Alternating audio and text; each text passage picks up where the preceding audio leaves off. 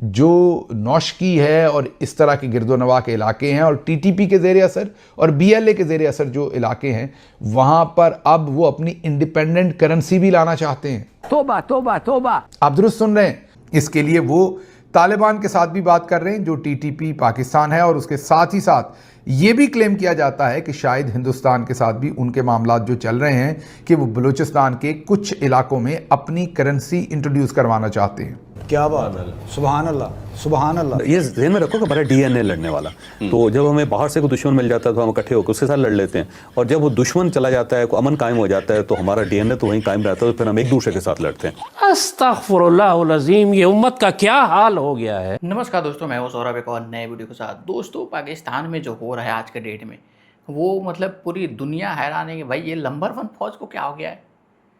ये पूरी दुनिया में यही चूरन बेचती आ रही है, पूरी दुनिया में, बल्कि पूरे पाकिस्तान ही घूम घूम के दुनिया में चूरन बेचते हैं कि भाई हमारी फ़ौज नंबर 1 है और हम वाहिद एक एटमी मुल्क हैं, जो कि ये सरासर गलत है। ये लगाना भूल जाते हैं कि हाँ, मुस्लिम में हम लोग वाहिद हैं एक एटमी मुल्क, लेकिन ये लोग सिर्फ बोलते हैं हम वाहिद एक एटमी मुल्क है। लेकिन आज के डेट में जो बलूचिस्तान में है भाई, वो अपना पूरी तरह से कब्जा कर रखे हैं। अब नया करेंसी लॉन्च करने जा रहे हैं, पुलिस की गाड़ी लेकर के पूरे शहर में घूम रहे हैं। ये हालात है, लेकिन फिर भी नंबर 1 फौज पता नहीं कहाँ सोई है, कौन सा सत्तू पीकर सोई है और कौन सा नशा फूक के सोई है, समझ से बाहर है।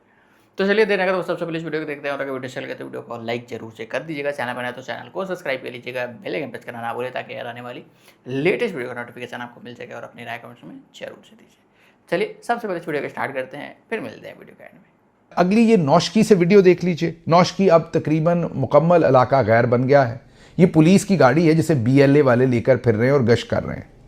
अब ये देखने में तो आम सी खबर लगती है कि पुलिस की एक गाड़ी है जिसमें बीएलए वाले बैठे हैं। ऐसा नहीं है, ये गाड़ी पुलिस की नहीं है, ये रियासत पाकिस्तान है, जिसको अब नौशकी की हद तक कम से कम बीएलए वाले चला रहे हैं।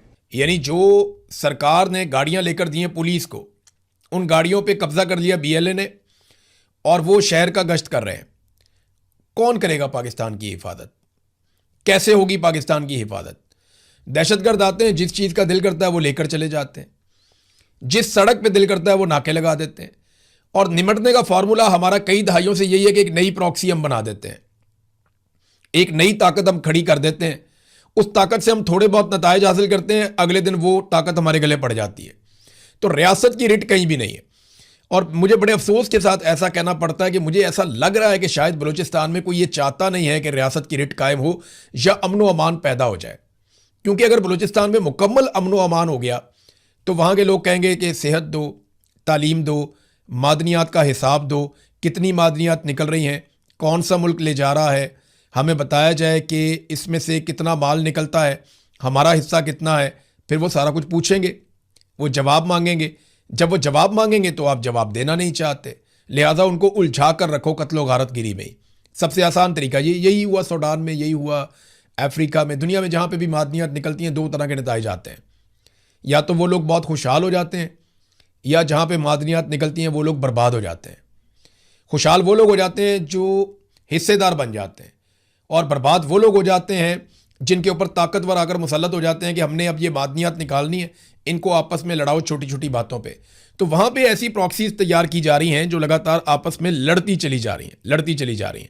हमारे पास ये इत्तलात है कि इंडिया की मदद हो या जिसकी भी, ये हमें नहीं पता, लेकिन ये प्लानिंग ज़रूर कर ली गई है कि जो नौशकी है और इस तरह के गिरदोनवा के इलाके हैं और टीटीपी के ज़ेरे असर और बीएलए के ज़ेरे असर जो इलाके हैं, वहाँ पर अब वो अपनी इंडिपेंडेंट करेंसी भी लाना चाहते हैं। आप दुरुस्त सुन रहे हैं, वो अपनी इंडिपेंडेंट करेंसी लॉन्च करना चाहते हैं। करते हैं या नहीं ये हमें नहीं पता। जो लोकल ग्राउंड के ऊपर सहाफ़ी हैं वो क्लेम करते हैं कि तैयारियां शुरू की जा रही हैं। वो इस हद तक दूर निकल गए हैं कि वो अब अपनी करेंसी भी वहाँ दहशतगर्द ग्रुप जो हैं वो लॉन्च करना चाहते हैं। लेकिन हम लोगों को कहते हैं कि एक SHO की मार है, हम तुन के रख देंगे, हम तबाही कर देंगे।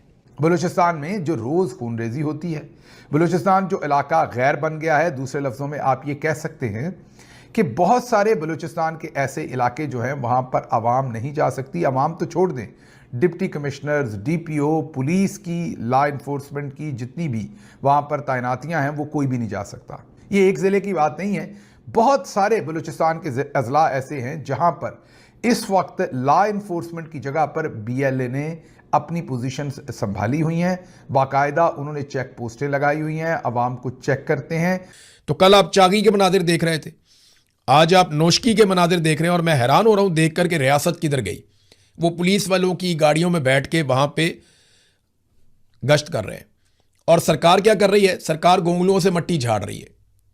ये मुकम्मल तौर पे एक फेलियर हो चुका है, ये बात आप याद रखिएगा। मैं आपको आने वाले दिनों में बहुत सारे सबूत और बहुत सारी चीज़ें दिखाने वाला हूं। मुकम्मल फेलियर हो चुका है, और ये बात पाकिस्तान की मिलिट्री एस्टेब्लिशमेंट को और मौजूदा रजीम को पता भी चल गई है कि इनके हाथ पांव फूले हुए हैं। इन्हें बिल्कुल समझ नहीं आ रही कि ये सारा इल्ज़ाम उठाकर किस पे डालें। इकॉनमी मुकम्मल तौर पे तबाह हो गई है। दहशतगर्दी इमरान खान साहब के दौरे हुकूमत के मुकाबले में 6 गुना बढ़ गई है। दुगनी हो जाए, तिगनी हो जाए, 4 गुना नहीं, 6 गुना बढ़ गई है, और लगातार दहशतगर्दी बढ़ती चली जा रही है। पाकिस्तान दहशतगर्दी से मुतासरा ममालिक की फहरिस्त में दुनिया में सबसे आगे जा रहा है। पाकिस्तान के जो हालात हैं दहशतगर्दी के मामले में, शाम से, इराक से, मिस्र से, लबनान से, यमन से, इसराइल से, ईरान से, इन और अफगानिस्तान से, इन सारे ममालिक से ज़्यादा ख़राब हमारे हालात हैं दहशतगर्दी के मामलात में। अफगानिस्तान का 9वां नंबर है, और पाकिस्तान टॉप पे खड़ा हुआ है जनाब सामने। और ये इंटरनेशनल रिपोर्ट है जो ये बता रही है, और आसिम मुनीर साहब की जो प्राइमरी ड्यूटी थी वो यही थी। इन हालात में ये जो तजर्बेकार टीम है, एक तरफ फील्ड मार्शल आसिम मुनीर, जिनकी किस्मत में मैं यही कहूँगा कि हमेशा कोई ऐसी कामयाबी नहीं लिखी बल्कि नाकामी लिखी है, भले वो SIFC हो, भले ग्रीन इनिशिएटिव हो, भले $100 अरब की इन्वेस्टमेंट हो, या और बाकी तमाम चीज़ें जो क्लेम उन्होंने किए थे स्मगलिंग ख़त्म करने से लेके एक्सपोर्ट बढ़ाने तक के, वो तमाम चीज़ों में नाकामी के बाद लगता है कि अब फील्ड मार्शल साहब की किस्मत में एक और नाकामी है, और वो बलूचिस्तान का मामला है। गौर कीजिए कि बलूचिस्तान के अंदर मामलात किस कदर ख़राब हैं और इनका सलूशन क्या है।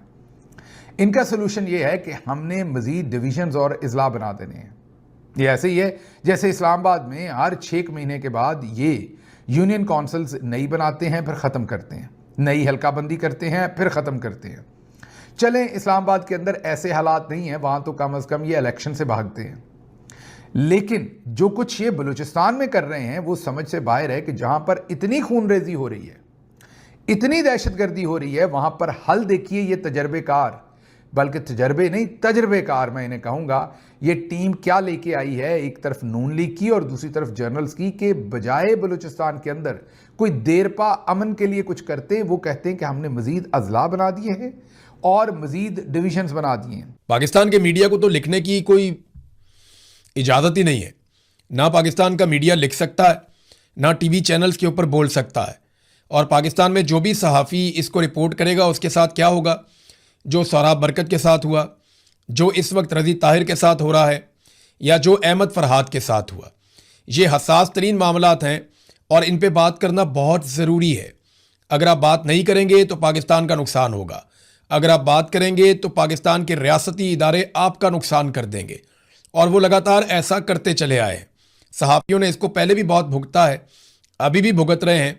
भाई दावा करते हैं जंगजू कम है हम लोग लड़ने वाली कौम हैं, लेकिन अभी क्या हो रहा है भाई, लड़ने क्यों नहीं जा रहे लोग BLA के साथ बलूचिस्तान में? ये लोग लड़ने जाएं, वो तो अपना लग रहा है कि इस बार की मूड वो लोग बना ही लिए हैं कि भाई पूरी तरह से हम अलग हो करके अपना एक अलग जो भी है देश कब्जा जो भी बनाना है वो अपना बना करके रहेंगे, मतलब पाकिस्तान से अलग हो करके रहेंगे। वो लोग भी पूरा ठान लिया है। इसीलिए भाई पाकिस्तान वहाँ पे डर से कोई भी ना पुलिस वाला जा रहा है, ना फौज जा रही है, ना ही कोई पॉलिटिशियन जा रहे हैं वहाँ पे। शहबाज शरीफ गया था मतलब हेलीकॉप्टर से गया, बंद कमरे में गया, बंद कमरे में धीरे से वापस वहीं से कब निकल के आ गया किसी को पता भी नहीं चला। तो ये इनके हालात है, ये तो खुल करके जा नहीं सकते, पाकिस्तानी मीडिया रिपोर्ट कर नहीं सकती कि वहाँ की सिचुएशन क्या है। लेकिन जब खबरें आ रही है, बेसिकली BBC रिपोर्ट किया, जब खबरें आ रही है तब समझ में आ रहा है कि ये कहानी कुछ और ही चल रहा है पाकिस्तान के अंदर। लेकिन एकदम मुनीर ताला लगाया हुआ है सबके मुंह पे, और ख़ुद भी पता नहीं कौन सा ताला लगा के बैठा हुआ है, कहाँ पे घुस करके, उसका भी आता पता नहीं चल रहा। अभी तो ना ईरान जाना है ना अमेरिका जाना है, फिर भी बेचारा पाकिस्तान के हालात उससे नहीं सुधर रहे हैं, और ब्लेम करेगा ज़्यादा से ज़्यादा कर कह रहा है कि हाँ वहाँ से उठो और जा करके अफ़गानिस्तान के अंदर हमला कर दो।